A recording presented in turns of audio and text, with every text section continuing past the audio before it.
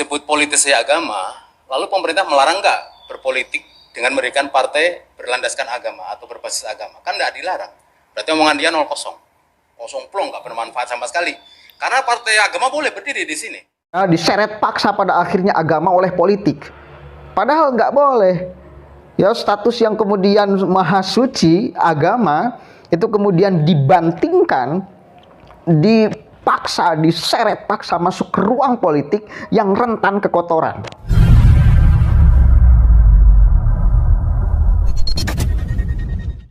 Assalamualaikum warahmatullahi wabarakatuh. Hamdan syukranillah amma ba'd. Sahabat manusia plural yang saya hormati dan saya banggakan. Momen yang saya tunggu-tunggu ketika TV One membuat arena untuk bertengkar, itu ketika di sana ada Gus Islah Bahrawi. Saya nunggu beliau itu kapan waktunya berbicara. Karena bagi saya Gus Islah Bahrawi itu sangat luar biasa. Dia sangat tajam di dalam menganalisis sesuatu. Kemudian wawasan ditopang dengan wawasan ilmunya yang kemudian luas. Penghalamannya yang kemudian juga jauh. Nah, sehingga banyak sekali apa yang beliau sampaikan itu isi semua. Bukan cangkang ya, isi semua. Tapi ada dua momen di mana beliau itu katakan seolah marah. Baru menemukan dua momen. Yang pertama, ketika dia dihadapkan dengan Abdul Qadir Hasan Baraza, dia marah. Kenapa? Karena Abdul Qadir Hasan Baraza seolah mencitrakan dirinya dan khilafatul muslimin baik, mau menjaga Pancasila, menjaga NKRI. Kalau ada orang yang mau merusak NKRI, kita dari khilafatul muslimin siap berada di barisan terdepan untuk melawannya. Hasan Baraza itu mencitrakan dirinya seperti itu dengan khilafatul muslimnya. Gus Islah Bahrawi marah di sana. Kenapa? Karena jelas Abdul Qadir Hasan Baraza sedang berkamuflase di sana. Sehingga kemudian Gus Islah menghajar habis-habisan dengan argumentasinya, dengan statementnya yang begitu cerdas dan dalam. Yang kedua, malam beliau juga bertemu di arena pertengkaran yang disediakan oleh TV One dengan Mustafa Nahra. Bahkan Gus Islah Bahrawi itu membongkar semuanya, siapa dia. Karena jelas sekali terang benderang Mustafa ini menerangkan bahwa ya politisasi agama apa salahnya. Oke, kita lihat nih. Ini ya, bagi saya ada beberapa poin yang penting untuk kita simak sama-sama dan perlu untuk menjadi perenungan kita semua. Disebut politisasi agama, lalu pemerintah melarang nggak berpolitik dengan memberikan partai berlandaskan agama atau berbasis agama? Kan nggak dilarang. Berarti omongan dia 0-0. Kosong plong, nggak bermanfaat sama sekali. Karena partai agama boleh berdiri di sini. Mau istilahnya mempolitisasi atau apa? Memang selain politisasi agama apa yang nggak boleh? Pertanyaan saya ya. Selain politisasi agama, apa yang dilarang? Ini kan kalau bisa jawab tak kasih 50 miliar ya. Ini kan kalau bisa jawab tak kasih 50 miliar ya. Ini kan kalau bisa jawab tak kasih 50 miliar ya. Ini saya mau jawab. Saya sebenarnya tidak mau membahas FPI Reborn ini karena saya memang tidak menguasai persoalan. Kenapa saya ingin membawa ke arah politisasi agama? Dia tersinggung karena dia pelaku politisasi agama ini kental. Udah memang diizinkan. Itulah baiknya demokrasi. Demokrasi memberi kebebasan. Lu memang boleh. Tapi gini loh. Udah, bentar sih. Ya gini loh. Boleh nyala nggak? Boleh nyala nggak? Saya tadi makanya bicara saya diam. Nanti tadi nyala. Sebentar, satu kalimat. Silakan, masih saya lanjutkan 1-2 kalimat. Tidak marah. Saya itu nggak marah gini loh. Kalau mau nyerang personal, Anda pernah dideportasi dari Suriah. Saya tahu betul. Anda berangkat bersama Hilal Ahmar Society. Kita selesaikan terlebih dahulu. Kok jangan nyaprak kaget lah. Saya pegang kok datanya. Oke, jangan menyerang personal. Kalau soal Jangan nyerang personal. Kita ada ilmu. Langsung saja Mas Islah. Jadi gini, mohon maaf. Kita tahan dulu. Begini loh. Mas Mustafa, silakan. Politisasi agama itu telah memporak-porandakan sejarah agama-agama. Di dalam Islam, saling bunuh sesama Islam, saling perang sesama Islam itu terjadi. Perang Jamal, perang Siffin dan sebagainya. Pembunuhan Sayyidina Utsman, pembunuhan Sayyidina Ali, Sayyidina Hasan, Sayyidina Husain itu terjadi karena politik. Di dalam Kristen juga terjadi pasca Westphalia Agreement. juga saling tuduh sesama orang Kristen, juga dengan orang-orang Hindu, orang Buddha, semua secara agama-agama itu ketika bersentuhan dan politik, maka semua kejahatannya itu diseret paksa ke dalam konsep-konsep ketuhanan. Saya mau berbicara secara akademis dengan Anda kalau itu Anda mampu. Ya. Anda jangan bayar saya 50 miliar. Kalau Anda punya 50 miliar, Anda sudah nyapres. Kadang-kadang memang kita harus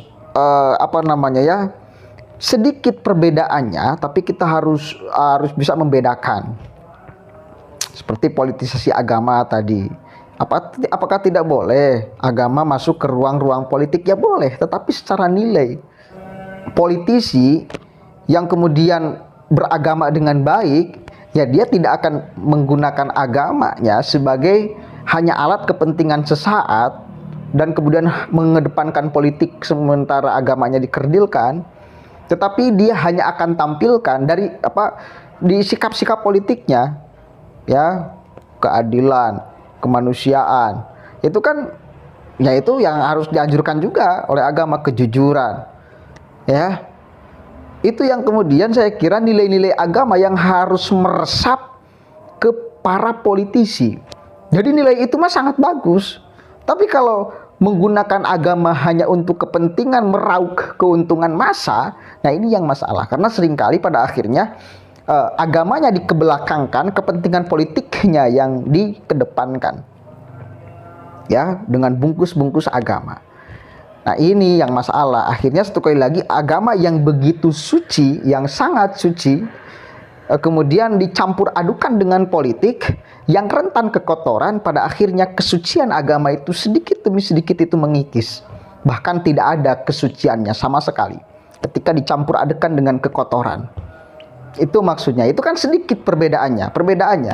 Bukan tidak boleh, ini perlu dipertegas nih, bukan tidak boleh orang berpolitik itu beragama dengan baik, bukan tidak boleh. Itu harus. Tapi kalau menggunakan agama untuk kemudian meraih keuntungan politik, kepentingan politik, nah ini rentan kekotoran di sini.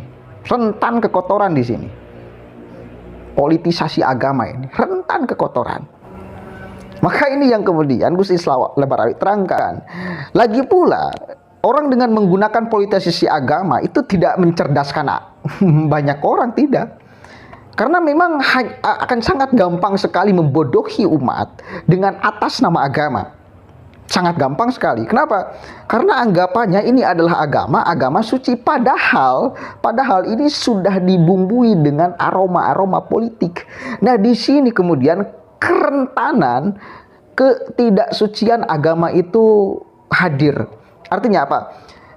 Suci ini agama tuh. Ketika masuk campuran kepentingan politik, ya wis, jadi abu-abu, bisa jadi nggak suci lagi. Itu saya kira yang ingin beliau terangkan. Kemudian yang kedua, beliau membongkar siapa sebetulnya Mustofa Nahrawa ini. Kata beliau itu pernah dideportasi di Suriah dengan Hilal Ahmar Society. Mungkin kalian bertanya-tanya, apa itu Hilal Ahmar Society? Ya, supaya jelas dan terang benderang kepada publik, kepada masyarakat bahwa dia itu siapa. Orang yang selalu menggunakan politisasi agama, menggunakan agama untuk meraih kepentingan politiknya, itu siapa? Kebanyakannya siapa? Dan sejarah dunia juga sudah membuktikan, Gus Islah Barawi sudah jelas menerangkan itu semua ya. Kita baca nih. Hilal Ahmar Society Indonesia atau HASI adalah organisasi atau yayasan yang menurut Perserikatan Bangsa-Bangsa terafiliasi dengan kelompok teroris Jamaah Islamiyah. Sejak 2011, HASI telah beroperasi sebagai lembaga swadaya masyarakat di Indonesia. Oke, itulah intinya. Jadi HASI itu, Hilal Ahmar Society itu, dia terafiliasi dengan JI. Jelas-jelas jaringannya kemudian teroris lah wis. Pertanyaan saya, itu orang yang mempolitisasi agama, siapa? Mustofa Nahrawa ini pernah dideportasi kata Gus Islah di Suriah bersama Hilal Ahmar Society. Jelas sekali siapa dia sebetulnya. Allahul muwaffiq ila aqwamit thoriq. Wallahu a'lam bishawab. Assalamualaikum warahmatullahi wabarakatuh.